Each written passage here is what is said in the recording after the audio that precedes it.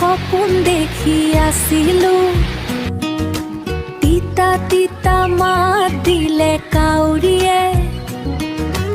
মাই কিবা এটা বনাই দিলে খাই আছো হোৱা নাই খাই আছো হৈ গ'ল কাম অলপ আছে কৰি লৈ ফ্ৰেণ্ডছ এয়া হৈছে এআই এটা জামানা চ' এআই মোৰ ব্লগটো গানত পৰিৱৰ্তন কৰি দিছে তাৰপাছতে খাই বৈ লৈ অলপ কাম আছিলে কামখিনি কৰিবলৈ আহিছোঁ মানে কি মাদাৰ্ছ ডে' কাৰণে আমি ডেক'ৰেশ্যনটো আমাৰ ক্লাব আছিলে চ' ডেক'ৰেশ্যনৰ কামটো মানে আমাক দিয়া হৈছিলে তো আমি কৰিবলৈ ওলাই আছোঁ গোটেইখিনি বস্তু যা যোগাৰ কৰি লৈছোঁ আপোনালোকে এতিয়া সুধিব মাদাৰ্ছ ডে'টো কেতিয়াবা পা হ'ল হয় মানে কেতিয়াও আমি মানে কি মাদাৰ্ছ ডে' দিনাখনে মাদাৰ্ছ ডে'টো পালন কৰিব নোৱাৰোঁ কেতিয়াবা আগত কেতিয়াবা পাছত পালন কৰোঁ চ' আজি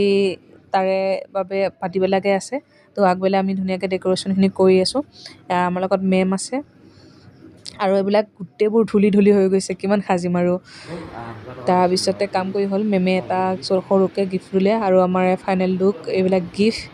তো আজিলৈ ইমানখিনিয়ে আকৌ লগ পাম নতুন এটা ভিডিঅ'লৈ